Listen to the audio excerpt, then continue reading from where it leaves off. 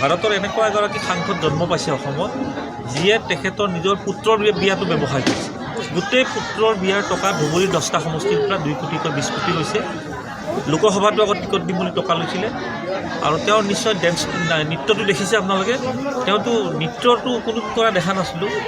বম্বেৰ পৰা নৃত্য প্ৰশিক্ষণ লৈ আহিছে দুদিন প্ৰশিক্ষণ তাতো 5 লাখ টকা দিছে গতিকে এনেকুৱা ধুৰন্ধৰ মানুহগৰাকী ধুবুৰী ৰাইজে যেনে 10 লাখ ভোটত আছে পুত্ৰৰ বিয়াত ব্যৱসায় কৰিছে 10টা সমষ্টিৰ প্ৰায় 2 কোটিকৈ 20 কোটি টকা উঠাইছে তাৰে 10 কোটি টকা পকেটত ভৰাইছে 10 কোটি টকাৰ ৰাজকীয় বিয়া পাতি সকলোকে মাতিছে গতিকে এনেকুৱা নেতাক ধুৰন্ধৰ ধুবুৰীবাসী ৰাইজে উচ্ছেদ কৰিবই আৰু তাৰে আপোনালোকে লোকসভালৈ ৰখিব নালাগে এই বিধানসভাত তেওঁ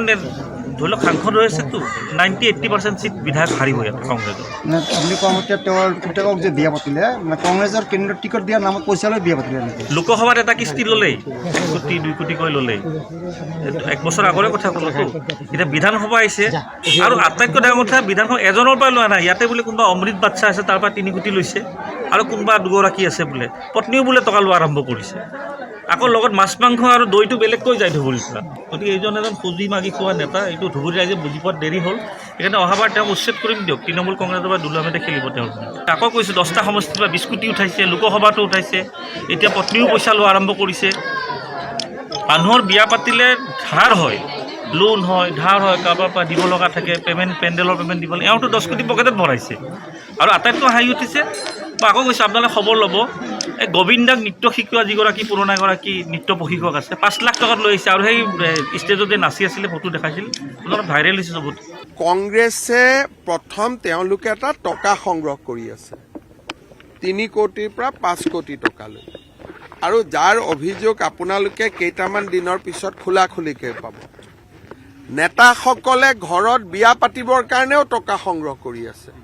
যে ভাই আপোনালোকক আমি টিকট দিম আপোনালোকে মোক এতিয়া এডভান্স দিয়ক এইটোও চলি আছে কিন্তু কোন কেইটা সমষ্টিত চলি আছে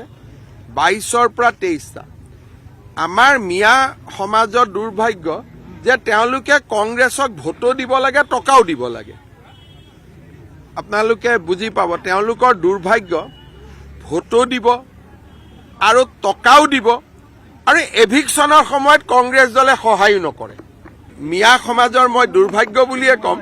যে তেওঁলোকে কংগ্ৰেছক টকাও দিব লাগিব ভোটো দিব লাগিব আৰু কংগ্ৰেছ তেওঁলোকৰ বিপদৰ সময়তো তেওঁলোকৰ লগত নাথাকে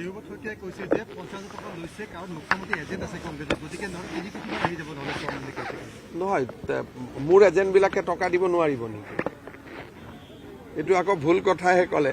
যি মোৰ এজেণ্ট নহয় তেওঁলোকে দিব নোৱাৰিব মোৰ এজেণ্টবিলাকেতো 50,000 টকাটো দিব পাৰিব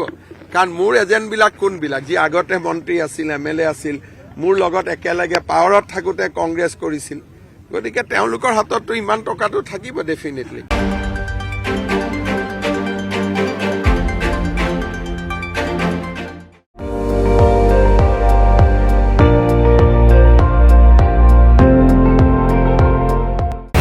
আপুনি চাই আছে ND24